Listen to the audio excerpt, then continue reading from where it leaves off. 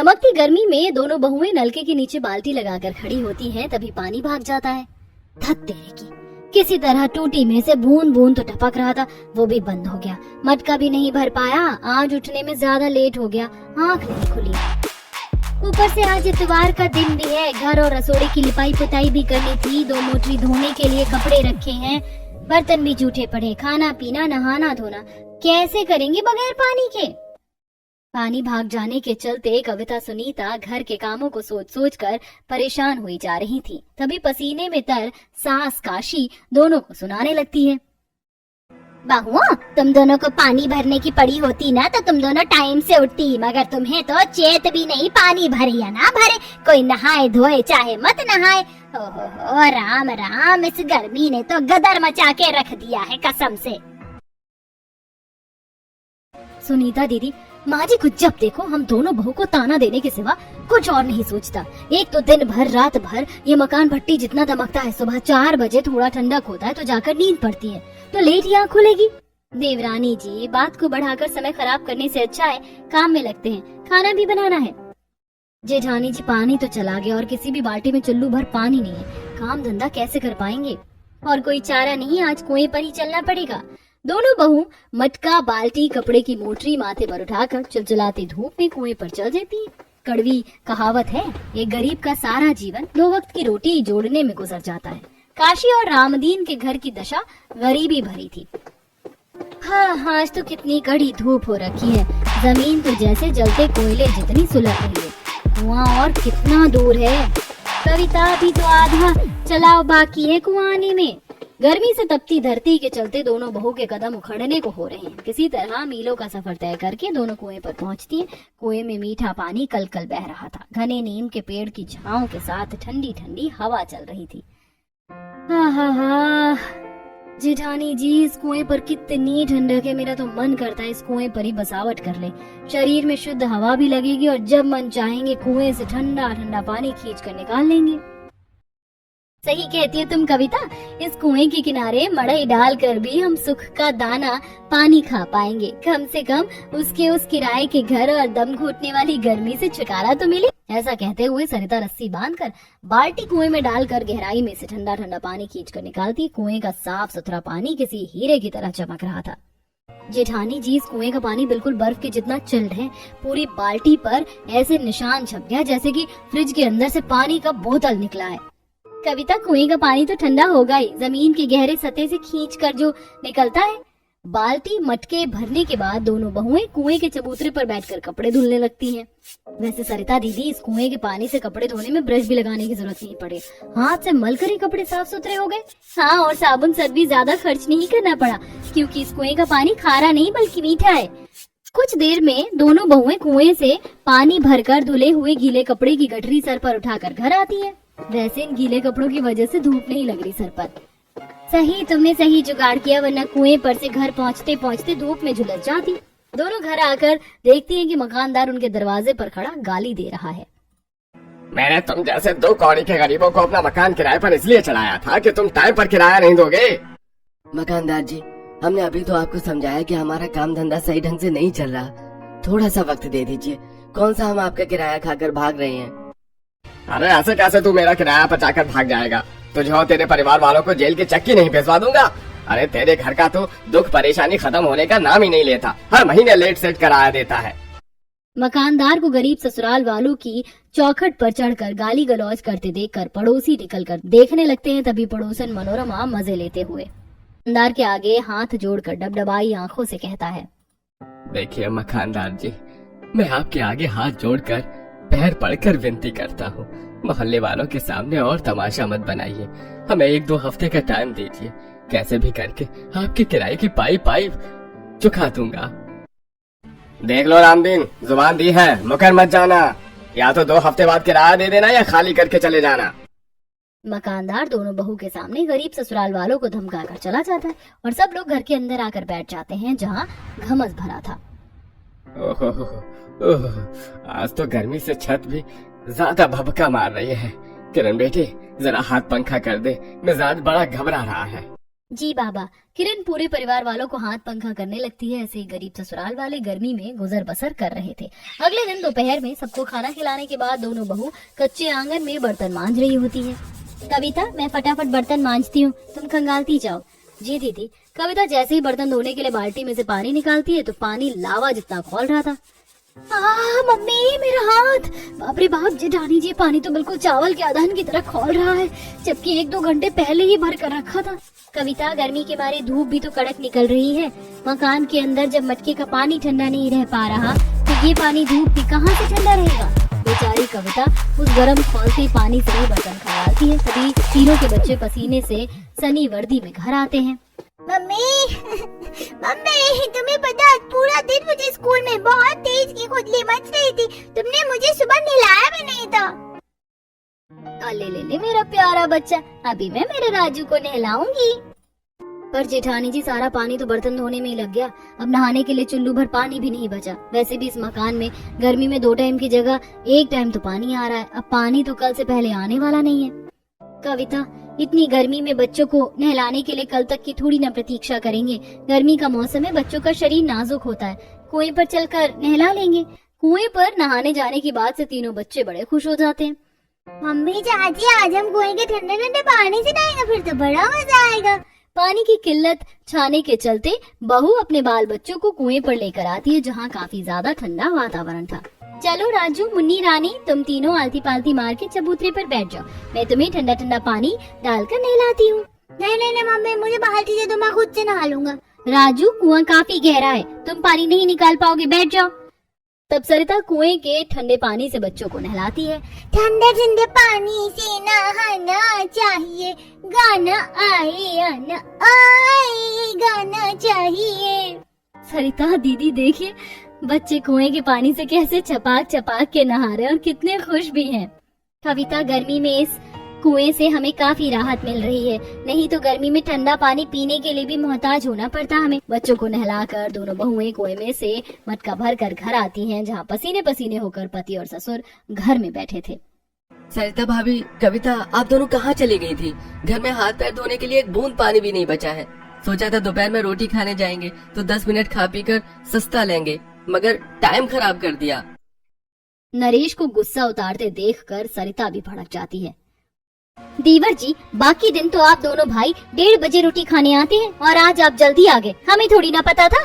बड़ी बहू, अब तू बेमतलब मेराई का पहाड़ किस लिए बना रही है? दोनों को हाथ धुला दे और कंचन, तू जाकर खाना काट कर लिया। ला रही हूँ। कंचन रसोड़े में से रोटी सब्जी परोसती है, जिस पर ससुर रामदीन मुंह चढ़ाकर, हद है, कसम से महंगे रेट की भी सब्जी लाकर क्यों न रख दो। तुम दोनों बहू को मसाला डालकर सब्जी बनाने के अलावा कभी सादा भुजिया बनाने का मन नहीं करता। अंट शंट बना के परोस देती हो। जी, ये तो तुम्हें इतने लंबे चौड़े परिवार में आधा किलो भिंडी खरीद कर लाने से पहले सोचना चाहिए था। अगर बहू भिंडी की भुजिया बना देती तो बनकर थोड़ी सी हो जाती, उसमें सबके पेट का गुजारा नहीं होता, इसलिए मैंने तरी डालकर बनवा दी। भगवान, तुम तो चुप। हुए असहज होकर थाली उठाकर रसोड़े में ले जाती है। ससुर ऐसे बुढ़ापे के शरीर में खाएंगे नहीं तो कैसे चलेगा। ऐसा करती हूँ, चने का सत्तू घोल कर दे देती हूँ, मन पसंद से पी लेंगे। तब बड़ी बहू डिब्बे में पड़ा सत्तू छलनी से छानने लगती है कि रसोई के कच्चे मकान से मिट्टी का ढेला टूटकर गिर जाता है। बेड़ा गर्क हो इस मकानदार का, किराया बढ़ाकर चाहिए, लेकिन मजाल है जो 10 साल में कभी घर और रसोई में सफेदी करवाई है। ऊपर से दिन भर गर्मी से जलती रहती है रसोई। सरिता दोबारा से सत्तू छान कर कुएं के ठंडे पानी में नमक प्याज मिर्च काट कर सबको ठंडा ठंडा सत्तू देती है। बाबूजी, ये लीजिए सत्तू। ससुर एक सांस में गटागट करके सत्तू पी कर निपटा देते हैं। आहा, बहुत ही ठंडा और स्वादिष्ट सत्तू बनाया है तूने सरिता बहू, पीकर मन प्रसन्न हो गया। आज पानी भी एकदम अमृत जितना मीठा था। दादाजी, माँ ने सत्तू कुएं के मीठे पानी में बनाया ना, इसलिए टेस्टी बना था, वरना हमारे टूटी के पानी में से तो गटर जैसी बदबू आती है। सच में कभी कभी तो टूटी के अंदर से इतना खराब पानी आता है कि नाक भी नहीं दिया जाता, पानी तो दूर की बात है। माँ, देखा जाए तो हम लोग जिस नल के पानी को पीते हैं वो नाले का पानी ही तो होता है, जो गंदा होकर जाता है और दोबारा से पुनर्चक्रण होकर आता है। भैया, ये तो होना ही है। इंसान की आबादी दिन पर दिन बढ़ती जा रही है, ऊपर से पेड़ पौधों की इतनी कटाई हो रही है, प्रकृति पर कितना बुरा असर पड़ता है। वरना आज की तुलना में पहले इतनी गर्मी कहाँ पड़ती थी, और पानी भी साफ सुथरा था। गरीब ससुराल वाले सत्तू पीकर थोड़ा संतुष्ट होते हैं, तभी मकान मालिक धमक जाता है। अरे वाह जी वाह, देखो जरा मेरा किराया हड़प कर बैठे हैं और दावत खा रहे हैं। अरे आइए आइए मकानदार जी, रोटी खाने के समय पर आए हैं आप। लीजिए आप भी खा लीजिए, गरीब के घर का रूखा सूखा।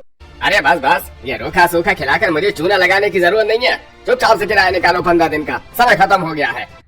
मकानदार जी, आपके किराए की व्यवस्था में ही लगे पड़े हैं। फिलहाल ये 2 महीने का किराया रखिए, बाकी भी धीरे धीरे करके दे देंगे। 2 महीने का किराया मिलते ही मकानदार मक्कारी पर उतर आता है। अब तुम लोगों के लिए मेरे घर में कोई जगह नहीं है, निकल जाओ सबके सब। आप हम सब लोगों को ऐसे जोर जबरदस्ती से मकान खाली नहीं करवा सकते, समझे? नरेश, समझा ले अपनी लोगाई को, ज्यादा तेवर दिखाने की जरूरत नहीं है। मैं अपना मकान न सही हमारे बाल बच्चों की शक्ल देखकर तो तरस खाइए, इतनी गर्मी में कहाँ भटकेंगे हम। दिनेश रहने दे, शायद हम लोगों का इस मकान में इतने दिन का ही दाना पानी लिखा था। बहू, सामान समेट लो। अच्छा जी, दम है तो इस मकान से एक सुई भी ले जाकर दिखा दो। हाँ? बाकी का किराया ये सामान बेच कर वसूलूंगा। ये चप्पल भी खोल कर जाओ यहाँ से। मक्खी चूस मकान मालिक सबकी चप्पल तक उतरवा लेता है। बेचारे गरीब ससुराल वाले भयंकर गर्मी के मौसम में मारे मारे फिरने लगते हैं। वहीं नंगे पैर सुलगती जमीन पर चलने के चलते बेचारे बच्चों के पैरों में छाले पड़ जाते हैं। मम्मी पापा देखो ना, मेरे पैर में फोड़े बन गए, मुझको चला भी नहीं जा रहा। मुन्नी के पाँव के फोड़े देखकर कविता का कलेजा अथाह दुख से भर जाता है। मुन्नी मेरी बच्ची, रुक मैं तेरे पैर में कपड़ा बांध देती हूँ। कविता आंचल का टुकड़ा फाड़ कर बच्ची के जख्म भरे पैर में बांध देती है। तभी राजू छटपटाते हुए पानी मांगता है। माँ, मुझे बहुत तेज की प्यास लगी, पानी पीना है। प्यास के मारे तो हलक सूख गया है और धूप से प्राण निकलने को हो रहे हैं। कहीं छांव देखकर ठहर जाते हैं। तभी कविता को ठंडे कुएं का ध्यान आता है। चलिए सब लोग कुएं पर चलते हैं, इस गर्मी में भटकने से अच्छा है छांव में बैठ जाएंगे। सब लोग गर्मी का सितम सहते हुए आगे बढ़ते। गरम गरम लू भरी हवा सबके तन बदन को खौलते लावे के जैसे झुलसा रही थी। कुएं पर आकर बहुएं पूरे ससुराल वालों को पानी पिलाती हैं। अब थोड़ा ठंडा पानी पीकर जान में जान पड़ी है, वरना गर्मी ने प्राण निकाल दिया था। तभी कुएं के किनारे नीम का पेड़ देखकर काशी को जुगाड़ आता है। लगता है इस कुएं में काफी ज्यादा पानी भरा हुआ था, इसीलिए आसपास की धरती एकदम ठंडक भरी है। कब तक इस तपती धूप में ऐसे ही दर दर भटकते रहेंगे? यहीं पर तंबू डालकर डेरा लगा लेते हैं। हाँ, ये उचित रहेगा। पास के पास में कुएं का ठंडा पानी भी उपलब्ध है। खाना ना सही, पानी पीकर तो जीवित रह सकते हैं। अच्छा ठीक है, हम तंबू लगाने के लिए जुगाड़ करते हैं, आप लोग यहीं रहना।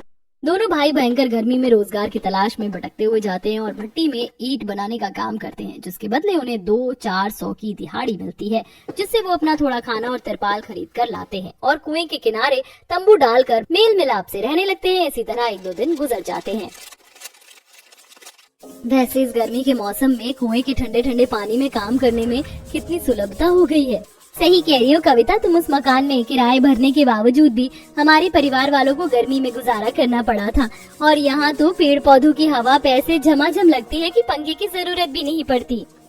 दोनों बहुएं कुएं के पास के ठंडक से माहौल से संतोष होकर बात कर रही होती हैं। तभी कुएं का मालिक आकर उन्हें खदेड़ कर भगाने लगता है।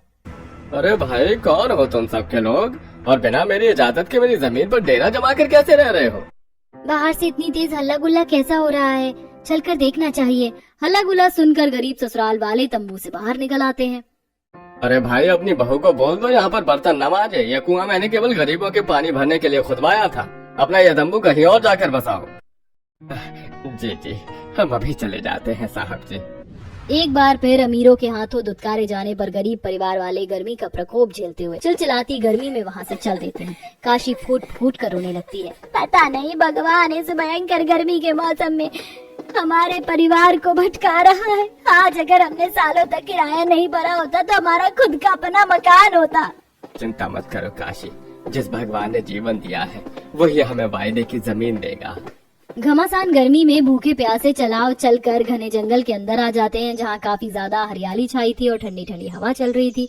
वो सब एक छायादार पेड़ के नीचे बैठ जाते हैं। अब मुझसे और चलान नहीं होगा, यहीं पर शरण ले लेते हैं।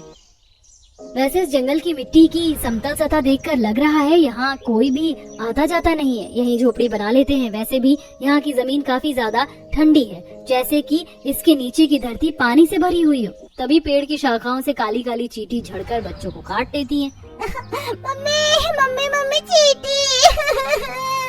हे भगवान, ये तो कितना जहरीला चींटा है। माँ जी, ये शहतूत का पेड़ है ना, इसलिए चींटी भरी पड़ी है। इससे पहले कि किसी और के शरीर पर गिरे, चलिए यहाँ से। उस जगह से उठकर पूरा परिवार थोड़ा और आगे आता है। जैसे जैसे वह जंगल की गहराई में आते हैं, किसी खुली वादी जितनी ठंडक की अनुभूति करते हैं। लगता है जरूर इस जंगल के अंदर झरना बहता है, तभी इतनी ठंडक है। तभी सरिता का ध्यान जंगल के अंदर बने एक कुएं पर जाता है। वो देखिए सब लोग, इस घने जंगल के अंदर तो कुआं भी बना है। सब कोई पानी की उम्मीद लगाकर उस कुएं के पास आते हैं, जो कि सूखा पड़ा था। कुआं ज्यादा गहराई वाला नहीं था, लेकिन कुएं की निचली सतह पर काई जमी पड़ी थी, जिससे इस कुएं में काई जमी देखकर ऐसा लग रहा है जैसे जल भराव नहीं है। क्यों ना हम इस कुएं में बसावट कर लें। कविता की कुएं के अंदर घर बनाकर रहने के विचार के बाकी के सदस्य थोड़ा असहजता जताते हैं। छोटी बहू, इतनी आग लगाती गर्मी में इस कुएं में कैसे रहना संभव है? दम घुट जाएगा। पर बाबूजी, ये कुआं कितना चौरस तरीके से बना हुआ है, और देखिए अंदर जाने के लिए ईंट की सीढ़ी बनी हुई है। और ऐसे खुले में रहने से अच्छा है इस ठंडक भरे कुएं में रहे। ठंडक का सोचकर सब लोग कुएं के अंदर रहने के लिए मान जाते हैं और मिलजुल कर कुएं की काई को साफ सुथरा करते हैं।